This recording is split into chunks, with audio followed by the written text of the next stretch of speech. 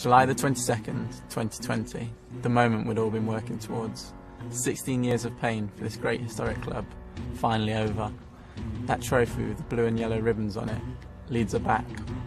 It's important the club has a vision on what we want to become in the next 3-5 years, because it's a city that deserves a good club.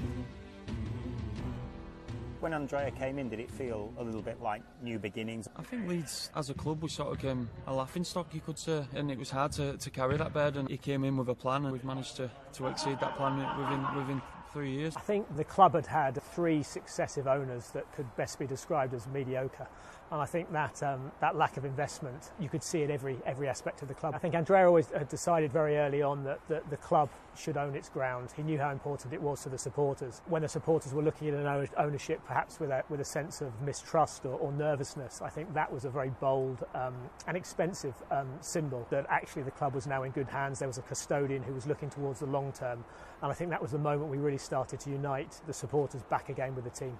From a professional point of view, the way things are done now is a lot better than what it was when I first come in. There's been massive changes around the training ground. You see the facilities that we have, and they're always improving.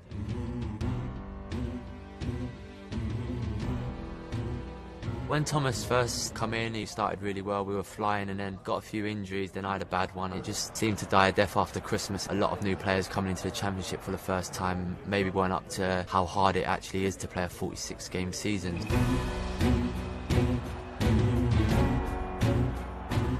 Leeds had been misfiring for a while, so whoever came in, it was going to take time, wasn't it? Leeds was so close, honestly. So if I could sit here now, and again, you look back on what you said and what you said the club needed and how you do it, I can be happy with what I said and how the club needed it. Honestly, it's so close. The nucleus of some good players, too many players there who are never going to play and were blocking the pathway of the younger boys coming through. So they need to go. They need to be a shake-up in staff, because there's been a lot of staff there through a lot of tough times, if you like, and held that resentment towards the club, and I don't even think they were aware of it, but there was a negativity towards their own employer, which needed to change. And then recruitment needed to change in terms of recruiting more course and distance, people who'd succeeded in that league. The Championship's a tough league, and have less players, but more emphasis on quality. So you're carrying a leaner squad. You've got good youth players coming through, which we're now seeing. So at first I thought people just say it to make you feel better that you've gone now, but I thought, no, it wasn't. There was an opportunity there, definitely. 14 managers had now tried and failed to bring the mighty Leeds United back to the Premier League, but number 15 was different. We appointed Marcelo Bielsa to chase the dream of bringing back Leeds United to the Premier League.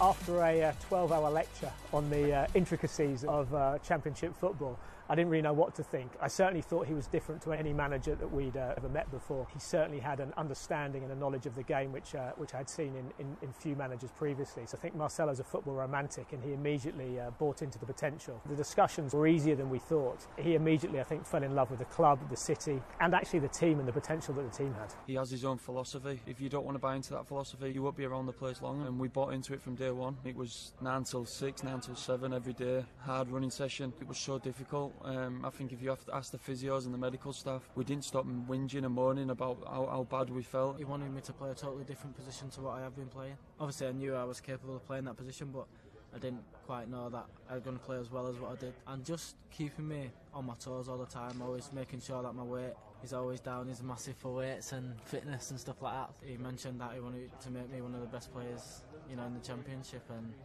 I never thought it'd be possible, but here I am now, a Premiership player. So We tidied around the training ground, it needed it.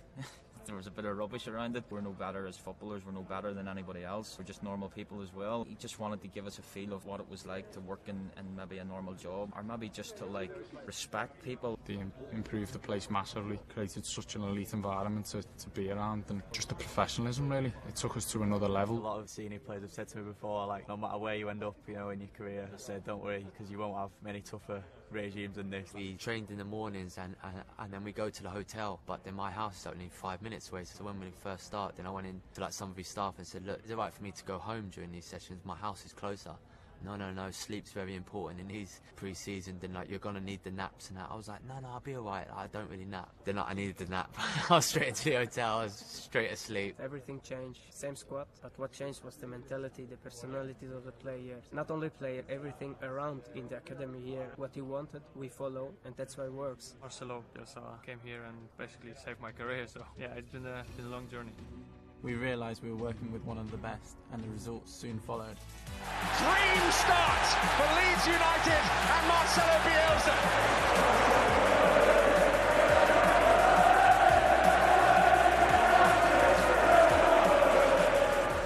First game, Stoke at home. Stoke just come down. They train and you're not sure how it's going to work. The high press in this league, running around. Then like, would teams pick you off? Would teams come into the games later as you tire? But we went into that game and we started flying. You couldn't stop scoring goals. Yeah. I think I put the bar a little bit too high for me because I never scored 10 goals in the season. We were flying high, went away to Villa, for example, and won and scored some late goals, and the belief was really there, but everyone's maybe got a little bit excited. But this is Leeds United. There's always something waiting around the corner. More on the big breaking news tonight. Leeds United head coach Marcelo Bielsa has just admitted sending a club employee to spy on Derby County's training session. De que esa persona estuviera soy yo. The responsible of this incident is me. On a sportsman's level, it's bad. I'm going to take the Derby County example. We do analysis too, by the way. After Christmas, it was crazy with the Spygate, a couple of feuds with Frank Lampard and things like that. It was just went a little bit silly. When anything happens, we immediately leap straight to the top of the agenda, to the back pages.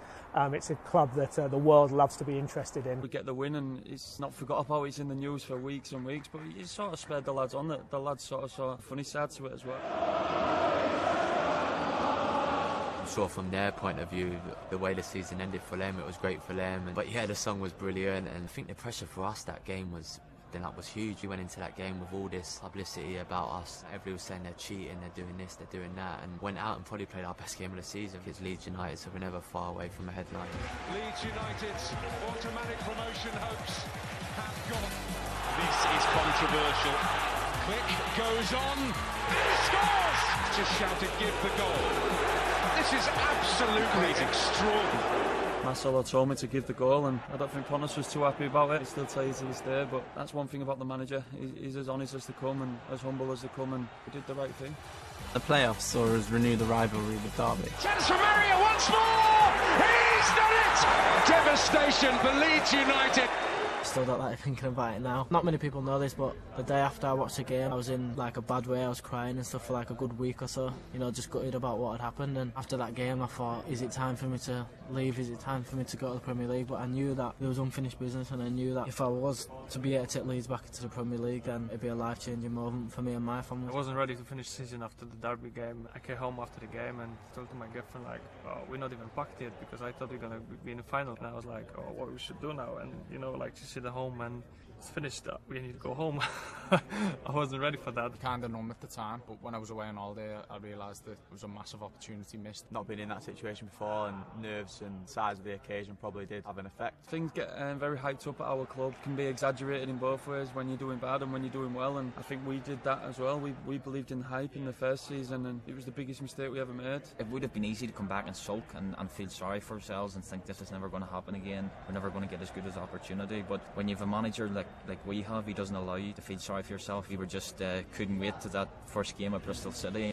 Promotion wasn't to be, but Bielsa agreed to stay on. Some key players departed that summer, but some new faces arrived, and we buried player heartache early on. It's Hernandez! Good teams find an answer! Leeds United are at the peak of their powers again! We started well, caught a lot of teams by surprise. I don't think they knew that we was going to be as good as what we was the season before. Small changes, not big changes. We had more experience from the first year with Marcelo, and then we know how to manage the games. Things were going well, top on New Year's Day, but we wobbled. Nottingham Forest give Leeds a tap on the shoulder and say this is not done. I know you came out after the Forest game. Was it important to you to do that? There was a lot of anger in that interview, a lot of emotion. I only watched it back at the end of the season. When I get angry or I don't know, like emotional, then my stutters comes out a lot more, and there was a lot of stutter in that interview, and when I look back to it, yeah, my face does look down. The fans sometimes don't make it easy for us. They kind of, just like us, panicking and stuff like that. Everybody was portraying it as if Leeds aren't good enough, they're falling apart. This is the same as every other year, they start well and blow up or whatever, and we went to Brentford again, there was stuff wrote, people talked, and we outplayed them. My son went into hospital, he was a newborn at the time, straight after the Forest game, so I took the medical car back straight to Hull, which Marcelo usually takes, and spent 3 long nights in hospital with my little boy. Scary, like, we didn't sleep for 3 nights. Marcelo sort of came with Diego Flores to see my son and said a prayer over his bed and stuff like that, and if Marcelo didn't come to the hospital, I don't think I'd have had the strength to go and play the next game, and that sort of seemed the turning point. I scored in the next game against Brentford. I've not slept for 3 days, and a big believer in fate, and it just, I don't know, it seemed to turn at that point. A team meeting after the defeat to Nottingham Forest did the trick. We turned our form around and won 5 straight games. He's done well to find Luke Haley.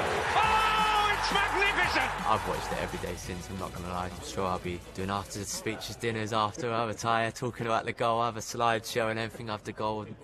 Then after goal and training before, and I'll be telling them, yeah, it was all planned, it was meant, but it wasn't. It was just one of them things. My dad was at the house and he already had on the TV. He was like, come sit down, son. And then I put it on the big screen so much that the missus in the end was just like, Luke, you've got to stop doing it. But then my little girl loves it. She always says, Daddy, Dan, like, is it right to do your hair down in your guitar? I said, yeah, we'll stick it on the TV. She loves it. She laughs her head off when I take my hair down. And what happens after, obviously it was the game before, there ain't been no fans back in the ground since. You kind of thought, is the season just going to end, or are they going to cancel it, or what? We couldn't really think like that. We knew that we was always going to come back fit, because that's the way that we are. Everything was confused. We was top of the table. People think this I'm really a crazy guy, loud. I am, of course. I like to bring some motivation to the good atmosphere, a good mood. You could see like rumours that the league might be voided, and that's kind of stuff, and that's the thing you don't really want after 37 games, I think. Then you want to finish the job more mentally hard than physically, I think. The season returned with a defeat at Cardiff, but we hit our stride after that. No one took more points after the restart, and this time we finished the job. Hernandez. I think this is the more important goal that I scored for Leeds United, no?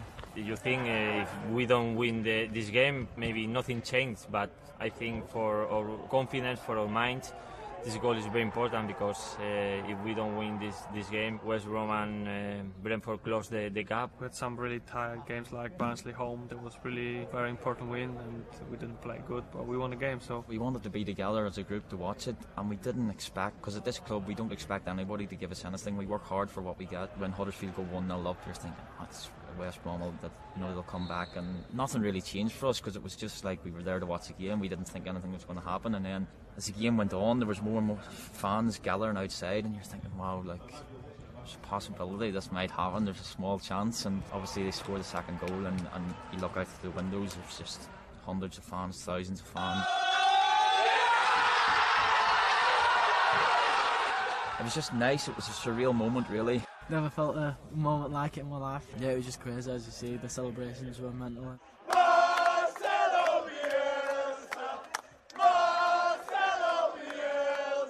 We didn't really know what way that the manager would take it, because we were there, we were enjoying ourselves, we were having a few beers, and the manager just appeared and celebrated with us, and it was great. The Premier League flag will fly over that proud football city again. The giant has awoken. I'm sat here now, and I can honestly say I still don't think it's sunk in properly. I don't know. It could be when we play the first game. It could be in 10 years' time when I look back on my career. We'd made some calculated gambles last season, and I think everybody, including the fan base, knew that if we weren't successful, the club was going to have to reset in terms of its finances, in terms of the players that were going to need to be sold. So there was an immediate sense of relief, but then there was one of excitement and anticipation, because I think we see that we've got Leeds back to what we would call base camp, that we're now playing in the division that we should do. When you achieve a goal like this, it's time for celebration, no? The more important now that all the Leeds fans can enjoy this club in Premier League. Watching the lads, I was proud as anything. The way they performed under pressure in the last few games. Yeah, it's been tough for me, but unfortunately it's part and parcel of the game. You have injuries. Been going to the game since I was 7, so I've seen all the ups and downs playing in League One and stuff, so it was fantastic to be a part of. I was getting told off, to be fair, by the physios all the time. You know, they're saying don't jump about on your leg, you know, you could make it worse, but I think in that moment everything's just out of your head and you just want to celebrate. You don't often get to see that side of the manager. He likes to keep himself to himself and sort of not have that relationship with the players, and for us to see that side of him as well, you know, he's only human as well. On and off the pitch, we don't have really big egos, we don't have like big earners. We have very good atmosphere, as you said, and we just understand each other. So the wait is over.